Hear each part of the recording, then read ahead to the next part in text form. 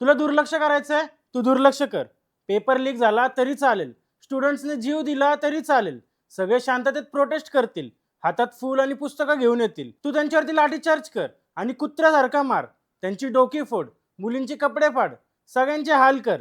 त्यांना इग्नोर तर करच आणि सगळ्यांना कॉक्रोच सारखं चिरडून टाक. पण काही झालं तरी रेजिग्नेशन देऊ नको. तू मेलेडी खा, पण थांबू नको. एकाच्या रेजिग्नेशनसाठी हजारोंना मारहाण कर. अख्खं जग इकडचं तिकडं होऊ दे, पण तू तोंड खोलू नको. तू मंदिरं बांध, मग तिकडे घोटाळे झाले तरी चालेल, इथेनॉल मध्ये घोटाळे झाले तरी चालेल, तू लक्ष नको देऊ. तू फॉरेन ट्रिप्स कर आणि मेलडीला खा.